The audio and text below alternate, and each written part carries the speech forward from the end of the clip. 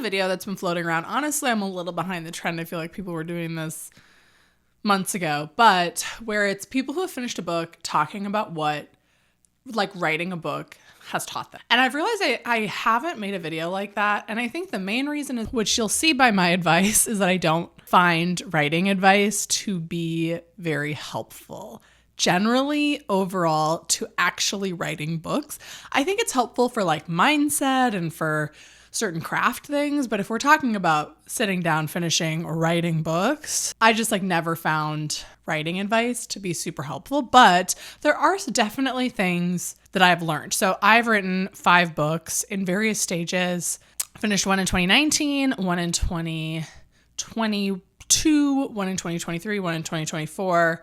And then I've just finished another one. One of them is in a first draft, but the rest of them have gone through at least 5 drafts, gone through beta readers, gone through copy edits. 3 of them, I would say, are at like a query ready stage. I'm not published at this current time that you're watching this video. I am looking for an agent. I am on my 2nd book of querying, and I'm about to swap that out with a 3rd if nothing pans out. So it's on my street cred.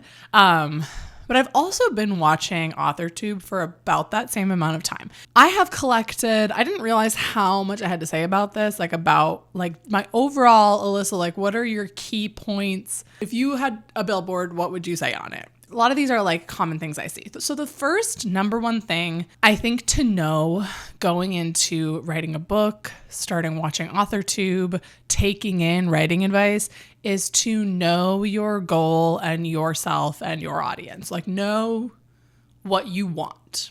Like this is something that grows and evolves, and it doesn't mean that this is what you have to want forever. But I think going into the process of writing a book, going into like deciding what writing advice you take and what advice you leave, it's really helpful to know what you want. So are you somebody who wants to just write books for fun, like has no really goal of publishing, like you just like it's a bucket list item to write a book and you don't care where it goes, you just want to write? There's not one of these that is better than the other. It's just about knowing what you're going for so that you can know what to do, right?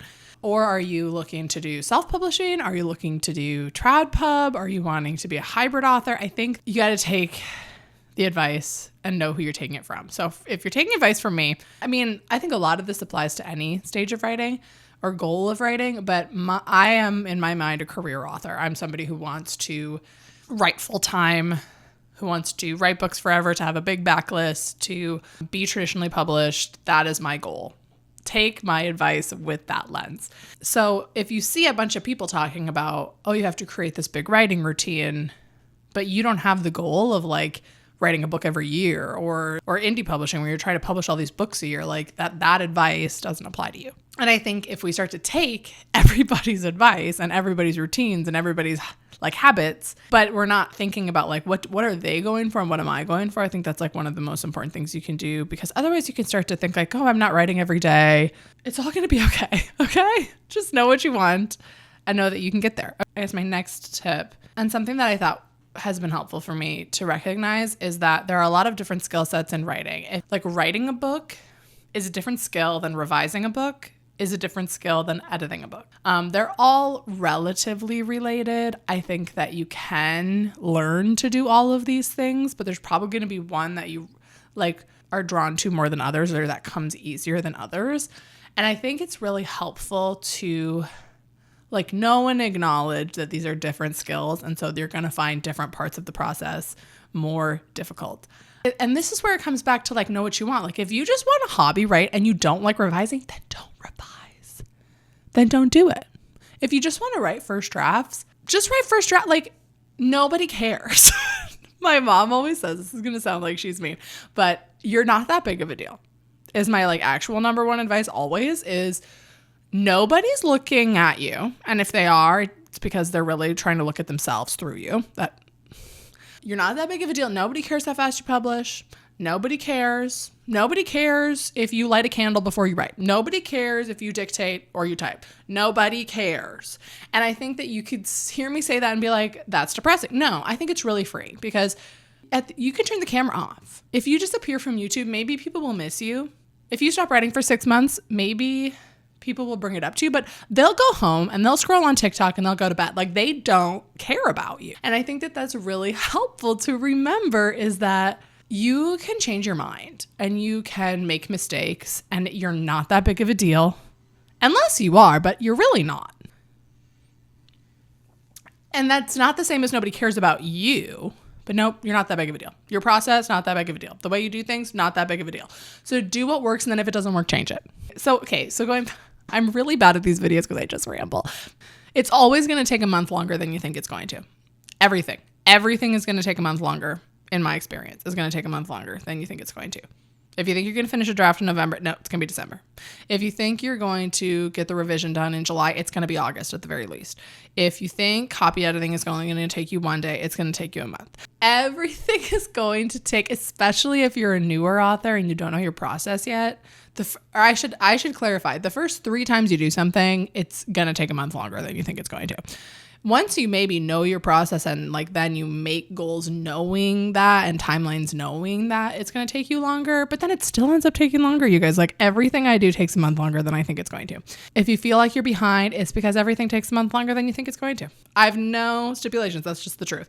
My next topic is a bit of a soapbox. And here's what I have to say, is that this authortube writing content business has a lot of snake oil salesmen in it. And I wrote snake oil salesman, which is like somebody who's trying to sell you something that you don't need. And I think that's a little harsh, because I think most authortubers come into things with really great intentions and like actually are giving you advice that is helpful, that has been helpful for them and that they think might be helpful for you. There are people who are trying to sell you a course, and some courses are great, but you do not need to pay $1,400 to write a book. I'm just going to say that. You also don't need to pay $500 to get an agent. And okay, I do want to be clear. Like, there are services, especially if you're going indie pub, that are worth paying for, like editors or critiques or like beta readers. Like, I'm hiring a paid beta reader. Like, there are costs. Like, you can pay for things, and that's fine. And those are not snake oil. You can just write a book, but don't feel like you need to pay money. You literally don't. Okay. The thing about creating content and having a niche on YouTube where people are like, need a video every week, is that sometimes topics get blown up and you might start to think that they apply to everybody. So here's a list of things that I think we talk a lot about, but like, how big of a problem is it really? Writer's block. I don't think writer's block is real. You can hate me if you want. I think if you're struggling to write, it's because maybe you need to outline the book. Maybe you need to drink a glass of water. Maybe you need to take a walk first, or maybe you just need to count down from 5 and write the book. I'm not talking about people who have like medical conditions or who struggle to have motivation or who are like really busy in their life. I'm talking about this abstract concept of like the page is blocking you. No, stop it. If you want to use the word writing block for like a creative, like things aren't flowing creatively, maybe because you're tired, that's fine. You can use whatever word you want, but it doesn't exist. Another thing, that you can call your drafts whatever you want. I sound like I'm so angry. I'm really not. I'm just like, the first thing you write down, rough draft, zero draft, shit draft, first draft. Nobody cares. This sounds so mean. And like, I use these words too. I have called things zero drafts and first drafts and rough drafts because it's helpful for me. And I think this is similar with other creators on authortube. Like, it's helpful to categorize in my own head how I'm feeling about it. Like, if I'm feeling bad about the draft, I'm going to call it a zero draft, right? The moral of the story is, it doesn't matter what you call it. Just write it. You don't have to categorize your writing into drafts at all. And this is the other thing, is like, right now I'm in revision. I'm on draft. We could call it 4 or 5 or 6 or 7. There are no rules. There's no rules about when you bring a beta reader in. There's no rules about when you bring a critique partner in. There's no rules. Like, you could start a new draft every time you wake up. Today I'm on draft 7. Today I'm on draft. It doesn't matter. So the only reason I say this is if you are like feeling like you haven't worked enough on your book, or feeling like you haven't done enough rounds of edit because people talk about what draft they're on or what version they're on. Everybody's making it up. And it's actually, I think it's like overall like a net positive, because it helps audience and viewers understand like where you are in the process. So like, I'm going to keep referring to things as like I'm on draft 5 so that people who are stumbling upon a video understand like, oh, she's like done a few different rounds on this book. But you don't have to do that. You don't have to categorize your draft. You can just write the book and then keep writing it and rewriting it. Why am I so salty today? I need to like get a smile. Okay. Another thing that doesn't matter is routines. Doesn't matter. You don't have to get up early to write. You don't have to stay up late to write. You don't have to only write in the mornings. You don't have to only write in the evenings. You don't have to only write on the weekends or the weekdays. You don't have to have a perfectly optimized schedule where you write the amount of hours that you had screen time last week. It doesn't matter. It doesn't matter. The moral of the story is it does not matter. And I say this because, and I'm going to talk a little bit about routine and habit and lifestyle in a different tip. Really, all of these things I'm talking about under the umbrella of like consuming writing content. Because I think when I'm in a stage where I'm consuming a lot of authortube and a lot of writing vlogs, which I love and I love authortube. But I think if you watch a lot of it and your only impression of like what writing a book is watching other people write a book, you can start to get all these reasons in your head why the way that you're writing isn't valid. Like you can start to think like, oh, well, I didn't write at 6 a.m. 3 times a week. That means I don't have a routine. Or I don't call it a zero draft. Does that mean I'm like somehow like, because we use all these words to help communicate our process to an audience doesn't mean that you have to use those words or understand those words or like organize your own process that way. Like nobody's writing process is the same. And I think it's helpful to see how other people do it so that you can try it out and see if that works for you. But there are no rules. Welcome to a very happy, positive video by me, Alyssa. Okay. I want one of these to be like a really happy, positive, fun tip. But my next one is about routine and like the difference between routine and lifestyle. So I think this goes back to knowing what you want. If you, and I'm going to focus this towards people who are really wanting to have writing be a regular part of their life and to get through drafts more quickly. So if you are a hobby writer and you just want to write every once in a while when you feel like it, that's totally cool with me. You're a writer. I don't care. If you are looking to really incorporate writing into your regular part of your lifestyle and you're wanting to write a book a year and start publishing, I would really take into consideration writing being a part of your lifestyle rather than a strict writing routine. And this might sound a little counterintuitive coming from me because I actually do have a very regular writing routine. Like I write at 6 a.m. 3 to 4 times a week, and I typically write a few hours in the evening, but I wouldn't say that that is my routine 100% of the time or even like most of the time. It goes through stages. When I'm drafting and I'm on a deadline and maybe I'm vlogging every day, I'm writing 8 times a day, 10 minutes here, 10 minutes there, during a live sprint in the morning. Like I'm writing all the time. When I'm on a slower stage where I'm like maybe in a draft 2, slowly rewriting the whole book, I'll write in the mornings and then no other time during the day. But I do think that routines aid in lifestyles because our lives like change. Like in the summer, maybe you probably have a different schedule than you do in the winter. Or if you started a new job or if you have kids, like your routine of your life changes. And so I think it's a little silly to expect yourself to have a writing routine that you follow 100% of the time or else you're not making good enough progress. But I also do think that having a regular writing routine has been really helpful for me. So I think the balance of this is having a routine that you stick to most of the time, but being flexible and like really checking in with yourself a lot to see, is this routine working? Is it not working? Do I find myself always tired when I'm writing because I'm doing it after dinner and I've already had a long day? Am I finding myself skipping the routine a lot because I just don't want to wake up that early? If you're finding like regular, and I would say try it out for a month, see if it works. If it doesn't, try something else. And like I was saying, like different times of the year, different when I have different priorities, when I have different things going on, like the writing doesn't always happen at the same time, but it's always happening. And I think that's the key. Because I think if we get this idea that we have to write at the same time every day, or that we have to write 10 hours a week, or that we have to write in 90-minute chunks or 45-minute chunks, then whenever we stop doing that, it feels like we are at a loss. It feels like we're not making progress. It feels like we start to make it mean all of these things about ourselves that it just doesn't mean. My encouragement to you is if you're in this for the long game and you want to be doing this for years and years, know where you are in your life, know what routine's going to work for you. And sometimes the pace is going to be faster or slower. Like I think about when I was in college, it took me 3 years to write and revise a book. And now that I'm out of college and don't have homework, and I'm working full time, but I'm not doing homework, then I can write and revise a book in about a year and a half. None of those things are better or worse than the other. And in high school, it took me 4 years to write a book because I just didn't know how to do it yet. It doesn't have to look one way. Here's a piece of advice. I'm trying not to get so angry because I'm really not angry. I just think there's a lot of people who could be writing books who aren't because they're just like caught up in so many things that they don't need to be caught up in. This might be a hot take. I think, going back to what authortubers talk about a lot and what people generally advise, I think that people suggest taking breaks too often.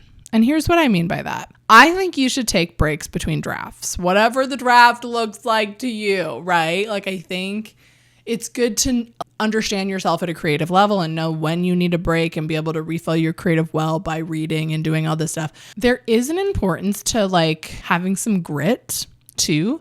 So if you're in the middle of a draft and something feels like it's wrong with the book, that doesn't automatically mean you should take a break from it. I think a lot of advice says that if you're struggling with something, take a break. Maybe take a 10-minute break and then come back. Okay, we're living in this world right now where we are getting so much instant gratification.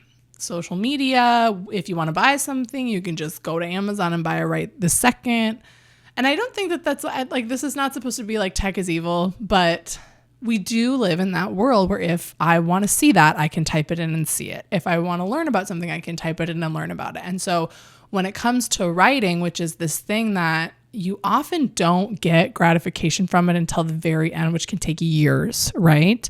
And like there are small pieces of gratification as you go, but you're not getting that like, oh yes, I did it. It's feeling good right away. And so there's often this attitude that if something feels off with the book, that means you need to leave the book for 2 months and think about it. And that has never worked for me. The only way I have ever solved plot problems is by getting in the page and working on them. And sometimes I have needed to take a week off because of other reasons, like because there was something else that was a priority, or maybe I wanted to read something to refill the well. Like I think that there is a time where you should take a break and focus on another project or focus on another book, or like take a week off of writing. Like I don't think that it's bad to take breaks, but I think this instinct that the second you notice something wrong with a book, you need to like put it aside for 2 years. No. The only way to fix your book, in my opinion, is to see your book clearly for what it is. And I think the only way that you can see your book clearly for what it is if you read it and actually are in those pages. I really don't mean to say that you should never take breaks, because that is not my advice. I think that you should try to know yourself and know when you need one. But I don't think that the automatic or attitude that you should take is if something's wrong, that means I need to leave the book alone. I actually think it's the opposite. I think if you feel like something's intrinsically wrong with your book, get in the pages, get in the sentences, get in the words, understand what the book actually is. If that means reading it through from beginning to end 4 times so you actually know what the actual pages actually say, that's how you solve your problems. That might just be my hustle culture girl boss attitude though. So who knows? Know yourself. This is also coming from me, who I'm a little crazy sometimes when it comes to like revise, like editing and writing. Like I'll just like write for 10 hours a day, which I don't every day. So take that with a grain of salt, but that's the only way I've ever solved my plot problems, is by reading the book a bunch of times and like actually knowing what the problems are. Last thing I'm going to talk about is community versus solitude with writing. Writing is a very solitary activity. And I think especially on authortube, we talk a lot about community, and I think that community is great. I think live writing is great. I think doing writing sprints with people and like texting people with your updates, I think all of that is great. But I also think you don't need community to write a good book. I'm sorry. I think my best work happens when I just stop talking to people and just go write the book for 2 weeks. Maybe this is the worst advice you've ever heard in your life, but that is how I feel. I think that there is value in learning how to self-start and learning how to sit down and count down from 5 and write a book. I wrote 2.5 books with no community.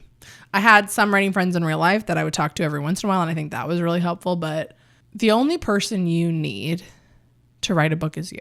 Like, I really, really value my writing community here on YouTube and my writing friends and my beta readers and critique partners and people who give me feedback. And I really value that community. But at the end of the day, this video is about what I've learned about writing books. And what I've learned about writing books is that it's you versus you. I can attend as many live streams as I want. I can do as many writing sprints as I want. But at the end of the day, I have to write the words on the blank page. I have to revise them. I have to edit them. I have to make sure they're good. And that is up to me and not anybody else. I actually think it's very empowering that this is something you can do without anybody helping you in terms of like writing a first draft of a book. Like, obviously it's nice to have critique partners, beta readers, people, but they're not the ones revising it. They're not the ones editing it. They're not the ones like implementing the feedback. Even if you're working with an agent or an editor, like, you're still the one in those pages doing that work. And so from what I have gleaned from the world. So build that lifestyle and habit and identity within yourself. You are the only one who's going to show up. You're the only one who's going to do the work. And if you don't do it, it will not get done. Not one piece of advice that I would have given is like, you'll be like, it's so fun to write a book. It's so fun. It's like, okay, this is another thing I have to say is that it's not always going to be fun. And that doesn't mean that there's something wrong. If you have commented this, I understand where you're coming from. I get it. I had videos where I feel like a lot of my videos recently have been like, everything is hard. I can't write. Blah, blah, blah, blah, blah. And some people will say like, oh, if it's not fun, you shouldn't do it. No, I just disagree. If you think every single part of writing is going to be fun and that you shouldn't do it if it's not, no. Mm-mm. Again, know yourself. If you want it to be fun all the time and you're only doing it to have fun, that's great. Have fun. If it's not fun, skip the scene. But if you're trying to make this book good, you're trying to edit this book and figure out these plot holes and make everything make sense and revise it to perfection or near perfection and get an agent or get a publishing deal, get the book ready for publication, it's not going to be fun all the time, and that's okay. Especially because, going back to the instant gratification of it all, you don't get that with writing all the time. And so there's going to be times where you're not getting the gratification, but you are making progress and the book is getting better. If you're not having fun ever, then that's something else. If it's like sucking the life out of you consistently always, that's something else. If it's most of the time very fulfilling, even if it's half of the time very fulfilling, like, it is worth it, and it is a long game. And so the last thing I'll say is it takes persistence. It takes, especially for traditional publishing.